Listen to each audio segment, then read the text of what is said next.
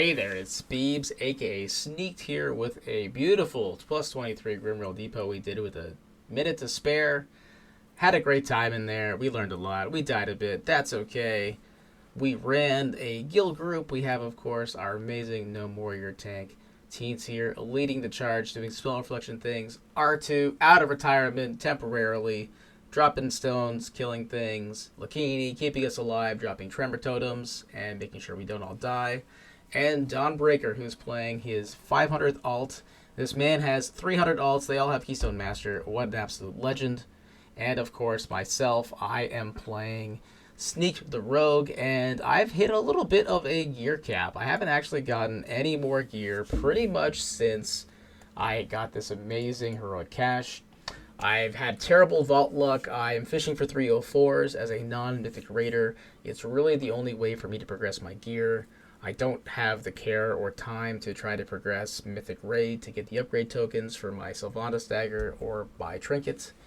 The only item I could theoretically get is a Heroic Fusion Amplifier, which is a Dinar item, or you can get it to drop from the second raid of the expansion on Fated.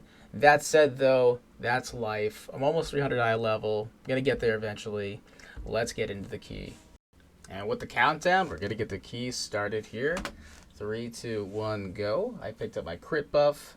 I got a sweet Celia's on myself. We're going to start this key with bolstering, quaking, and fortified. Nothing too terrible here at the first couple pulls. Anyway, of course, these Grimrail technicians are going to try to interact with the beautiful Iron Stars, thus killing us all. We will not let that happen. That would be unideal. But other than that, the bolstering effect isn't terrible on this part of the dungeon. Not huge pulls, which means the mobs aren't getting the extra damage and health. And we continue on. We're going to skip the mobs on the right here. It's very easy to do. I just throw a... Gonna keep DPSing the mobs. Nothing too exciting going on here. This is a bit of a bigger pull. We're going to pull back to this corner, though. We don't want to be pulling those extra mobs. We do have an Earth Elemental available, but we're not going to activate it here. Focusing on those technicians, using stuns, blinds, gouges, cheap shots, kidney shots, biscuit shots, I don't know. Making sure they're not getting that cast off. Gonna keep them pointed to the corner. The tank's doing a great job with that, although he does spin them here to slap me a little bit, which is unfortunate, but that's life. But melee DPS, you never know when you might just suddenly get Whirlwinded on. This is a great dungeon for that. No one enjoys this dungeon. Ranged, melee, healer, tank. I voted for this dungeon. I'm sorry. It's partly my fault, guys. I voted for this in Ubers because I have nostalgia for Ubers. Like the original one, not the remake, but anyway. Swapping Wound Poison, it's Zolgamek's time. By herself, she is not that dangerous. We've been chatting about what to do with her, though, on these higher keys. As we've been pushing up into like the 23s, 24s, trying to be good players, or at least above average players, and get to those 25s maybe one day.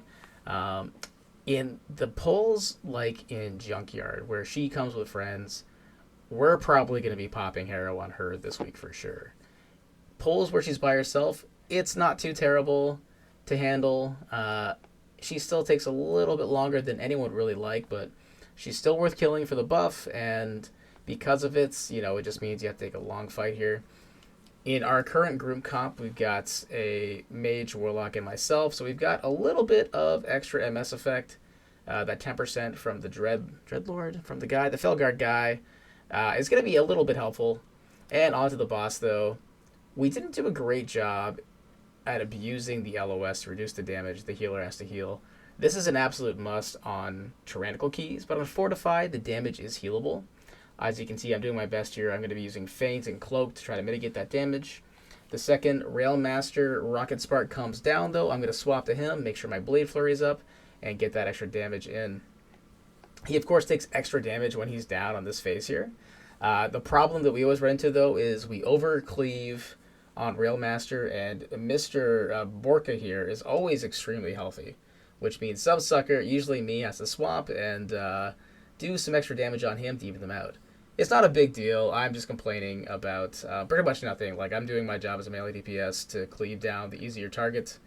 And, of course, I am missing out on some damage because of the way Blade Flurry works and how the cleave works, but that's okay. because at the end of the day, the mob is going to die, and we are going to be happy moving on. You can see me here trying to use the LOS. I notice it's not working, so I get angry and just go attack the mob again. I need to watch a video myself, I think, on how this LOS effects works. I don't know why I couldn't handle it on this pull. When we did this on Tyrannical last week on the 23, we absolutely had to use that LOS, and we abused it very, very, very, very well. That said, though, we're finishing off the fight here. I'm doing pretty good damage. I think I could do better on this by having higher uptime on Borka. I'm doing my best to try to keep up with the Rocket Master, but at the end of the day, we take him out a few seconds before Borka, and that's pretty much an ideal pull. We're going to start in the Shrouded guy here and pull up the stairs. We've noticed, and I'm sure you've noticed as well, my 8 viewers, maybe 9, 10, who knows, that these mobs coming up that have a horrific bleed on the dots, the Bombardiers, they still seem to prefer attacking people who are lower to them, like physically lower to them. You can see our Cloud Gatherer mage here, played by a Guildie, is just getting attacked, even though he should not be highest on the damage meters, or on the threat meter rather, not damage meter. But it doesn't seem to matter, and that Bombardier has just continually attacked the wrong target for this entire patch. I don't know, whatever. Small dev team, it's totally something we just plan for now as well. This Bombardier here, you can jump down and he'll follow the tank all the way downstairs if your tank's having issues with double slash. That double slash absolutely hurts, but with just Fortified, Bolstering, Quaking, it's not as deadly as it is on a week like Grievous or the Ghost week, where this was not a fun dungeon at all. I was complaining earlier about the fact that no one enjoys this dungeon. I think this pull here, plus the next train car, plus the boss, are my favorite parts of the dungeon because they reward using Kidney Shot effectively on the casts. They reward great positioning. And for whatever reason, on Quaking Week, they absolutely punish casters because there's so little space to stand back there already that it makes it even harder to do your job properly. You can see I've installed yet another Weak Aura as well. You might have noticed the Flame Tongue cast bar going off there. Flame Tongue is an extremely important ability to interrupt on these pulls. It's what leaves those massive damaging patches on the ground that will absolutely obliterate you. But that said, though, we are able to interrupt them between the Sun Totem, between Kidney Shot, between warrior abilities like Shockwave, and we're good to go. We have a little bit of mishap here. We got a little bit of a Cinder thing going off, I think, or maybe it was a Shock Blast, not sure. We're going to get the quick reset, though, and keep pulling. The timer on this dungeon isn't super tight, but any wipe is a bad wipe. We lost, 20 seconds on the death timer, plus all the lost DPS, plus running back, blah, blah, blah, blah. Such is life. We're going to keep pounding away, though. I'm going to commit my trinket to this pull here. I, of course, am running the amazing, amazing cash trinket. Spend your dinar on that, people. It is super broken. Upgrade that as high as you can, and you'll be good to go. You can see my damage there is flying up, and that's not because I'm a good player. It's because I read what everyone else was doing and did that instead. The real secret to success, ladies and gentlemen. All right, this next pull, though, we talked about this a little bit. I probably it's not a huge deal, but that big boy, that absolute beast of a Hulk, has a stacking ability. Every time he hits the tank, he is going to get 3% damage at attack speed, I believe, which obviously he's going to stack himself up faster and faster and faster. With bolstering, not super great to only have one soothe on this pull. But that said, if you have a tank who's just going to abuse the defensives as best they can, it shouldn't be a big deal. We end up taking the Hulk down. I get my 3 dispels off. And the highest stacks he got with one dispel was like 13, 14. So if you don't have an enraged dispel, that's going to be a fun one. He's going to be easily over 30 stacks by the time you kill him. So maybe you should kill this guy first if you can this week, if you don't have any enraged dispels.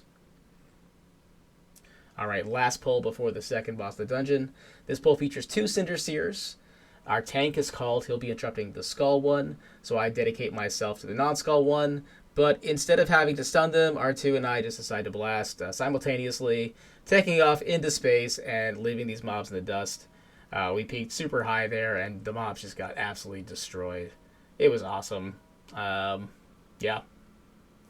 All right, on to the boss. So with Quaking this week, of course, you are double rewarded for standing in different corners of the room. You can see I am standing in my favorite corner. Everyone else has a corner. This way, you're going to spread out the quaking, so you're not going to touch each other. As well, the mortar that you can see Mr. Thunder Tower throwing here is also about the same size as quaking, so another mechanic that can easily be avoided.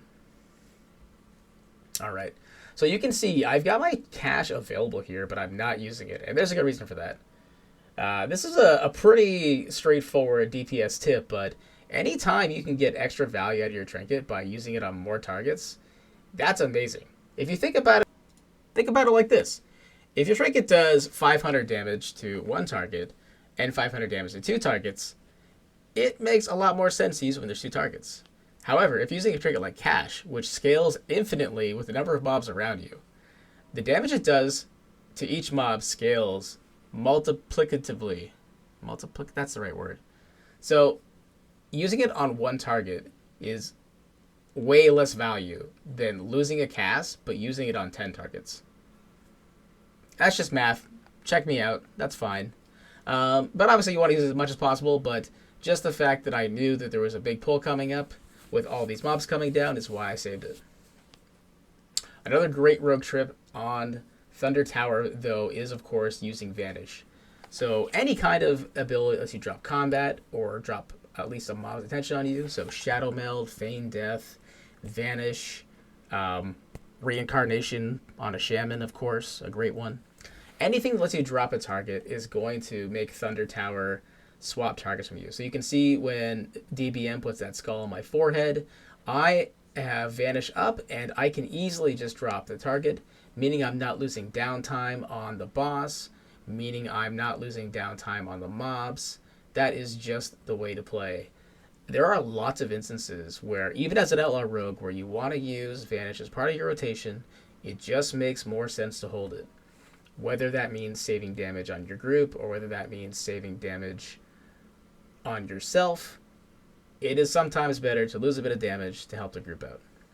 There's other great examples of this off the top of my head. The last boss in Workshop, of course, with his stupid laser beam. Rogues have two different ways of clearing that. We can cloak it, and we can vanish the cast. That said, though, we're on to the last train cart. This is historically my worst part of this dungeon. I just can't get this dungeon right. I think I uploaded a video where I die on this like 2 or 3 times. If I didn't, well, now you know why I didn't upload it, because I died like 2 or 3 times. It's very embarrassing. That said, though, we are going to crush these guys. We're taking care of the infiltrators. Keep spread out. We're going to keep slapping. Having a good time here. Recently learned from the competitive WoW Reddit page that the beautiful arcane bolts left behind by the scouts doesn't actually do that much damage. Apparently they forgot to scale it up with the plus, so feel free to stand to them if you have other options. And of course I have died to a slash here. A 360 degree melee cleave is cast by the Grumcar captain.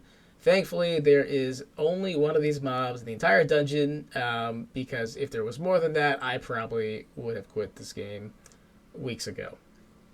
That said, we're going to keep kicking the Storm Shield. We're going to keep slacking away at the captain. Our warrior realizes he's able to interrupt, or not interrupt, but spell reflect the Thunder Zone, which is amazing tech. Again, warriors just doing all kinds of insane work this patch with spell reflect on these older dungeons. We're going to finish off this Grumcar Farseer and then on to the boss.